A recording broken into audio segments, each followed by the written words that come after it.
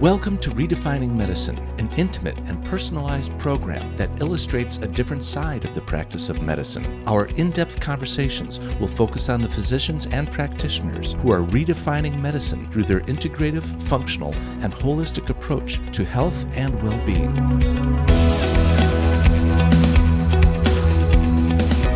We are so pleased to speak with Dr. Wendie Trubow today.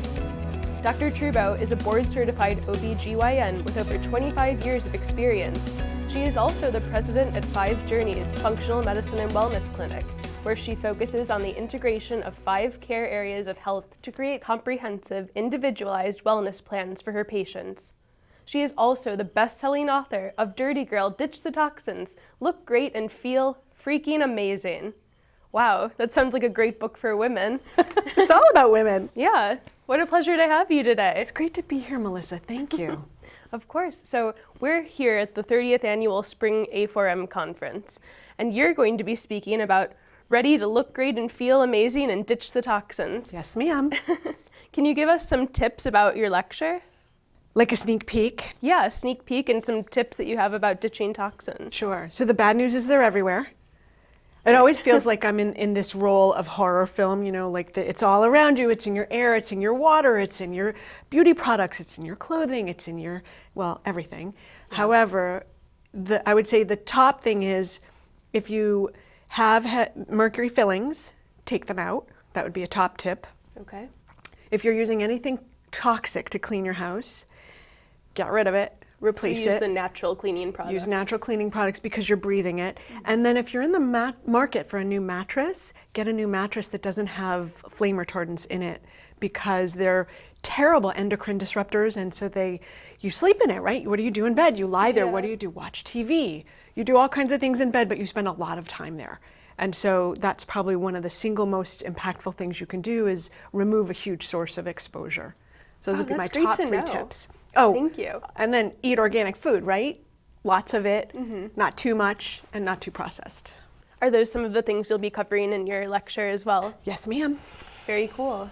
Can you tell us a little bit more about your background, please? I know you've dealt with your own health struggles from mold and metal toxicity, celiac disease, and a few other health issues. Was this the force that drove you to want to help others with their struggles? Yeah, so this is such a great question. So it makes me sound like a hot mess, but I really was a hot mess before I got all these diagnoses. The celiac was the first diagnosis. That was about 17 years ago. Mm-hmm. And that was my entry into functional medicine. And then functional medicine was my entry into evaluating people for toxins. And I stumbled on it because I was head to toe sick. You know, I had fatigue, my hair was falling out, I had a terrible rash on my face. I gained almost 10 pounds in a month's period. And it turns out that it was because of a lead exposure. We went to Notre Dame right after it burned down in France, and we slogged through it. And like 3 months later, it came out that the closer you were, the more lead you got, because when Notre Dame burned down, 500 pounds of lead was released into the air. Oh my gosh. And the closer you were, the more you got, and the farther away you were, the less you got, but we were right there for a week, and that's when I went off the cliff. That was in 2019.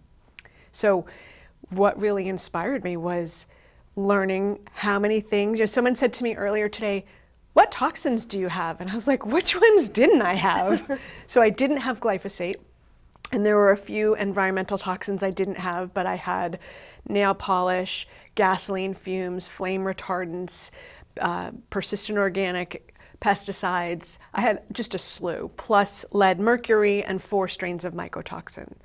And, you know, it's so funny, doctors are the worst patients, but my first test was only mildly positive, and I kind of blew it off, like, bah, mildly positive, right? Mm-hmm. So I ignored it for a couple of years. And then I had this lead exposure and went off the cliff, and then it was positive. And then I started the removal process and learned that that mildly positive was really because I had such terrible detox and it was so shut down that the mechanisms weren't even able to show all the metals I really had until I started to ramp it up and get it better. So lead, mercury, that was the doctor's data, and then we used Great Plains for the mycotoxins, environmental toxins, and glyphosate. And that's also urine testing that we use glutathione to provoke. So I looked at my husband and I said, I'm such a dirty girl. And then I went, oh, well, that's the book we got to write, book, yeah. right? Like Part if I've got this, what does everyone else have too? Yeah, that's true. So where did you go from there? So that was 3 years ago. And I have been on a heavy detox kick since. So I think if I were sane, which I'm not, apparently, I would have done metals and then done mycotoxins and then done environmental toxins. But I was like, well, in for penny, in for pound, let's get all this done. So I've simultaneously worked on getting rid of the metals, and that's with improving detox, replacing what's pulled out, binding the metals, doing IVs, that's that. And then the mycotoxins is binders. And then the environmental toxins is a combination of sauna, binders, B12, niacin, NAC, and obviously don't keep exposing, right? So hence no more nail polish.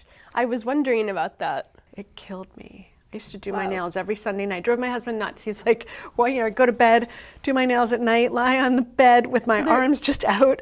There isn't like a natural nail polish then? You know what? Wow. I'm sure there are, except they don't necessarily last for a week, and I it didn't look impeccable.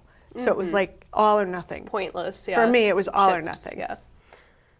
Can you please give us a little detail about your book? It sounds so cool. Sneak peek. So it's really all about a roadmap for how do you figure out you might be exposed? How do you start to take control of the narrative, right? Because we feel like victims. Big pharma, big companies, big industrial, and we're just the recipients of all that. But that's not actually true.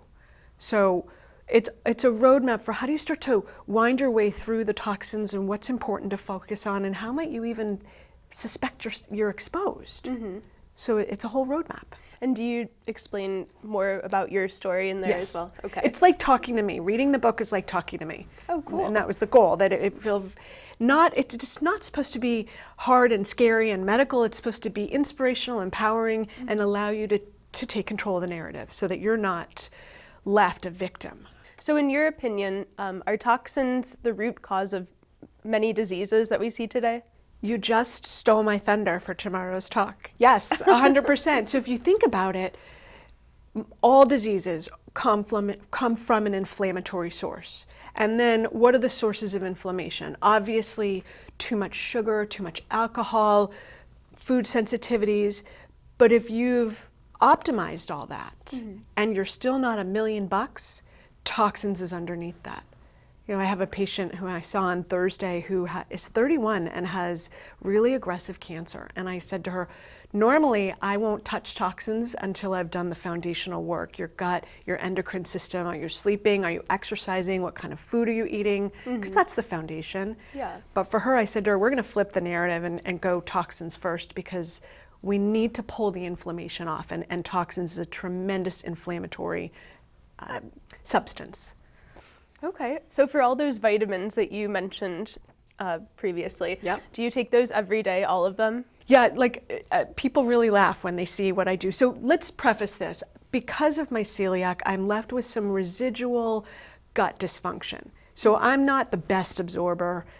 I'm like impaired. So I take a lot of replenishing nutrients. I also have 2 genes for MTHFR, which means I'm a terrible methylator. I have 2 genes for vitamin D deficiency, which means I'm always deficient. So I take a lot partly because of the gut dysfunction, and then part from the genetics. So put those together, it's like a hungry and tired toddler. It's really a bad combination. So I take a lot of replenishing supplements to improve my detox and help make sure I have methyl groups for methylation and vitamin D and all that. And then throughout the day I do things. So I do, I wake up in the morning, I do binders. So I take activated charcoal, chlorella, clay, and cholestyramine in the morning, every morning. Wow. And then I roll around, stretch, get my kids ready, get myself ready, and then I take things to build up my adrenals and binders for metals. And then I leave the house, I take more binders for metals. On my commute, I take more binders for metals. In between patients, I take another binder. Lunchtime, it's all day. Yeah. Do you recommend to your family to do this as well? your kids? Or yes, no? it's funny. My oldest tested her metals and they were positive, and she did a round and then she was like, I'm not retesting. She was 15 at the time. So kudos to her for even dealing with part of it. It's a lot of work. So what it's crazy, right? So I usually say to my patients, put your own air mask on first. You need to get yourself to a place that you feel good so that your brain is able to get around taking care of everyone else. So that's what I say to people. So I definitely encourage my family to do it. My husband is next on the list. Because we just found his medals, and I was like, you're next, buddy. Oh boy. Yeah. But he's looking forward to that. I know, I'm like, if you're looking, honey, this is you.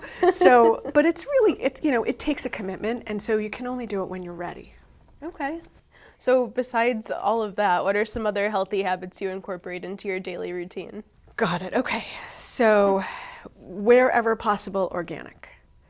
I don't eat anything fun. So no sugar, no processed carbs. I don't drink alcohol because alcohol is a toxin and it shuts down your detox. So if you're still listening, there's more. Usually people, when I say no alcohol, they're like, okay, we're done with that. Yep, they shut it off. No, I'm just kidding. So, right? Yeah, okay, mic drop. So no alcohol, no sugar, no processed carbs, organic wherever possible, as many vegetables as possible, and then move your body and sweat. Your skin is this amazing organ that can detox for you. So in addition to the liver and your kidneys, your skin's gonna get rid of toxins, which is why we stink. So don't wear antiperspirants. You can wear Are you talking about the ones without aluminum? Yeah, well, any of them. You don't want to stop yourself from sweating. You can wear deodorants that make you smell nice, but don't wear something that'll shut down your sweat, because that's how you get rid of toxins. Okay. So you always want to, I go in a sauna. I used to go 7 nights a week because I'm studying for my boards. I only go 5 nights a week and get a good sweat on and then wash it off. How long do you stay in the sauna usually? I'm hardcore. I stay for an hour. Wow. Yep. Okay. Yeah. But I say to patients, 20 to 30 minutes, you're good. It's just, I go for an hour because I was so messy from a toxin standpoint. I was like, you need to go. And I'm particularly bad at detoxing and loyal, so I want them to go. Yeah, of course. And then sleep. Sleep and stress management are really critical for detox, because when you're stressed, it says to the system, halt the presses. Detox is not a priority. We're super primitive, even though we have all this technology. Our bodies are like 1,000 years behind us. And so you have a stressor and your adrenals are like, crap, we're about to be eaten by a lion. Liver, don't detox. Gut, don't digest. It shuts the system down. So managing stress is critical so that you keep everything flowing. And then sleep, because you heal when you sleep. The space in your brain gets larger so you can drain your toxins. So it all trickles down. So and it all makes sense. You just have to incorporate it into your routine. Yeah, I say to people, pattern. You have to take care of yourself because you don't want to be a burden on society. And let me just talk to the women out there, not to exclude the men, but I only see women in my practice, and such a common theme is, I just don't have time to take care of myself, or I'm always taking care of my kids. And my response is, do you want your kids to grow up believing that this is how a woman is supposed to be? And the answer is inevitably no. So this is like when not everything fails, this is like my back pocket card that I pull out. Like, if not for you, then for who you want your children to be and marry. That you want them to be modeled people who take care of themselves, prioritize rest, prioritize food. It's like you owe it to your kids to raise yourself that way. Yeah, that's great advice. Everyone needs some me time, right? Yes. So your health and wellness clinic, 5 Journeys, incorporates functional medicine into your totally unique approach. Can you please tell us about the physical, chemical, emotional, social, and spiritual 5 steps that you take to create these unique plans? Definitely. So we're human, right? And we like categories. And tomorrow in my talk, I'm going to be all about, okay, here's the 3 ways you think of it, and here's the 3 buckets. But for health, there's 5 core areas of health, or 5 journeys we're taking. And that's why we called ourselves 5 Journeys, because it's 5 journeys. So the first is your physical body. That's your bones, your ligaments, your muscles, your tendons, how you hold yourself. Are you moving your body? Amy Cuddy has done some amazing research on that your posture influences your hormones that you put out. And everyone always sits up straight when I do this part, right? They're like, oh. Right. Everyone's always like, okay, I'm gonna get my shoulders back, because it changes your testosterone level, your cortisone level, and how you're seen. So it's crazy. Just sitting up straight changes your mood. Like, it's almost impossible to be upset if you're in this position, but it's quite easy to be more upset if you're hunched over. So we're always saying to our kids, get your shoulders back, sit up straight. That's good though, because a lot of people are hunching over more when looking at their phones or on the computer or whatever they're doing. Yeah, so it's really important throughout the day to have amazing ergonomic, and God, if my trainer saw me now, he'd be like, uncross your legs. But sorry, Pete. Okay, and then the chemistry. That's typically where the functional medicine game lies, which is your hormones, your minerals, your nutrients, your toxins, your digestion, your gut, how you're absorbing what you have, and fixing the system. Right? That's the system function. And then there's your emotional journey, because we're often super unkind to ourselves, and that takes a huge toll on our health. And so the emotional journey of getting complete with past traumas, forgiving yourself, forgiving others, really coming to peace with where you are in the world makes a difference. And then your social, because no woman is an island, so do you have a community that you feel valued and seen by? And then lastly, your spiritual journey, which is not religious. It could be, but what's your purpose in this life? What legacy are you here to leave? What are you creating? Because if you think about it, without a purpose, why should you do all this other work? It's useless, right? So if you could be known for one thing in your medical profession or in your personal life, what would that be? Only one? Well, you can have a couple, sure. So I think you have to categorize it. So in my personal life, I would say that I raised human beings who are contributory, ethical, and make a difference in the world. That would be, and I think I'm on the way to that. Like, my kids are awesome, and so to see who they become. And then on a personal level, that I'm someone people consider to be a good friend, that I was good to people.